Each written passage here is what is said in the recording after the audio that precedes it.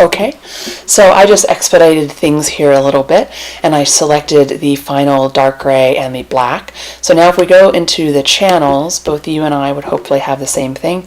You have the RGB channels, which are embedded because I have RGB as my color space. Then we have lightest gray, middle gray, darkest gray, and black.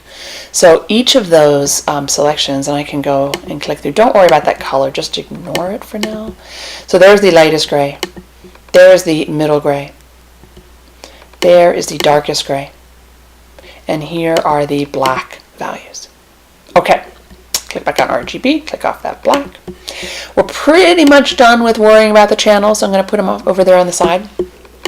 Come back into here, and excuse me, we are going to escape the crop tool. Okay, and we are going to now start adding color back into this. Remember, you want to make sure you're in the RGB color space, because now we're going to start filling these with color. And to do that, we're going to load these selections. So you're almost done. This is now actually the fun part. The color range was maybe a little bit of the tedious part, but let's do select, load selection.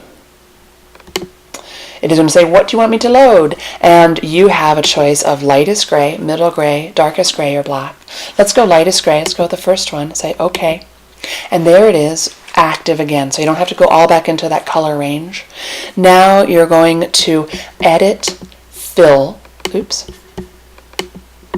Sorry, edit, fill. What I did there, if you didn't see, I hadn't clicked on my layer. So here's the problem. Maybe it might be a problem for you. See, the fill is not available there.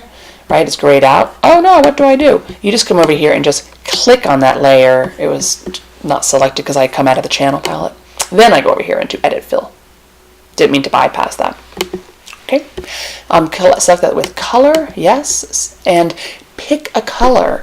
Let's say I am going to work with the colors of cotton candy.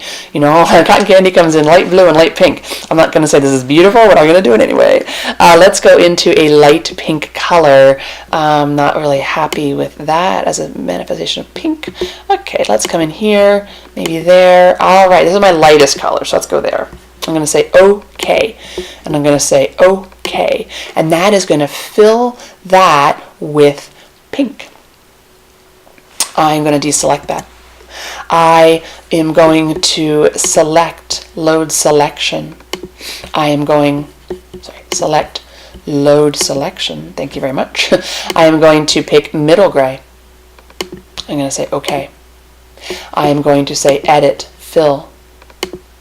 I'm going to say I would like to fill with color. And it goes immediately to, or it goes to the last place you left off, which is sort of helpful.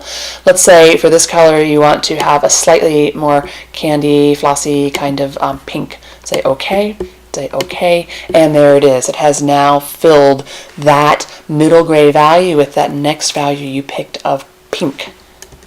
Okay. Select load selection. I'll just do one of these through to its conclusion despite what might be an ugly image. Darkest gray, OK. Edit, fill, color. Now we're going to have to start getting into the blues that I promised. I'm scared. I'm a little bit scared. Let's try something like that. Okay, OK, OK. There we are. Yeah, I'll buy it. And then finally, select load selection. Final darkest value, black. Say OK. Edit, fill, color. OK. Sorry, OK. There we go. Yeah, I fixed that. You saw how I did that. Just kept insisting on clicking on it. Now we're going to, so we left off with this purple. We can just drag this little sucker down and maybe pick, I was saying something a little bit more blue. Okay, we'll do a little bit more blue and we'll go something like that. We'll say OK. We'll say OK. And maybe that wasn't quite dark enough. Maybe I don't like that. Good to know. Good to know how you can just back up. I am going to actually have to pick something a little darker to have this make sense, because I'm changing my hue as well. Okay, I prefer that better. Now turn that off. Okay, so I then, of course, didn't pick a complementary palette or a triadic palette for this. I picked the colors that I said were going to remind me of cotton candy, which now comes, in a pink and a blue. So now I can go File, Save As, Elizabeth Dove, and I'm going to go Cotton Candy, and we're going to save that as a JPEG. Okay, and we're going to say save. We're going to say yes, that's what we're going to do.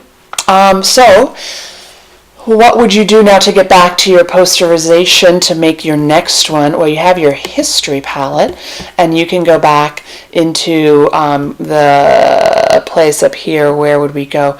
We would be going into the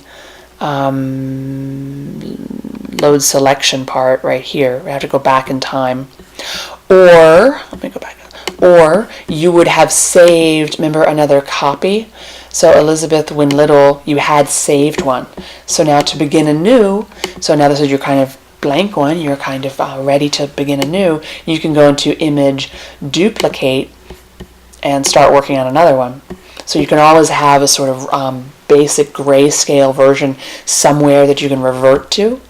Or if you were on that, the one that I was just doing, which now I, of course, can't find, yeah, the Cotton Candy one, you can go back in history. If you didn't remember to save and duplicate a raw one, just keep clicking back through history until you find the spot there where you have your posterization, and then maybe you want to edit image duplicate to get a fresh one, or you just start anew. So you have history as a way of going back to a grayscale version, or you can always be saving one. But what I've done here is made something which sort of fits into the final. I asked you to do 9 of these, and the final ones are where I'm saying, hey, how about a selection of colors that is maybe a little bit more intuitive? You're making choices about the hue and the saturation that, rather than following a theoretical formula, are something that is more about storytelling or memory. And I started off with the story of Cotton Candy. So 3 of your 9 images are going to sort of be in this realm. The other ones are going to be things like monochromatic, primary, complementary, these theoretical ones, and they're listed on the project instructions. And then finally, when you're done with all 9, you will pick 2 of them. Maybe you just can't stand how much you love this cotton candy and you're going to paint this in gouache. Maybe you can't stand this cotton candy at all and you're going to just submit it to me and never look at it again. But that would be up to you. So I think there's a little bit of opportunity to have some fun here. What kinds of things I did as examples, and I loaded, here is mine with an analogous color palette. Here is mine with a complementary color palette. Monochromatic. Here's the original source, sorry. And then this one I called Spring Grass. So this would be one of the more emotional ones. There's that reference to J. Crew and how they name colors. So that is up to you, how you want to sort of take those freebies that you conclude with.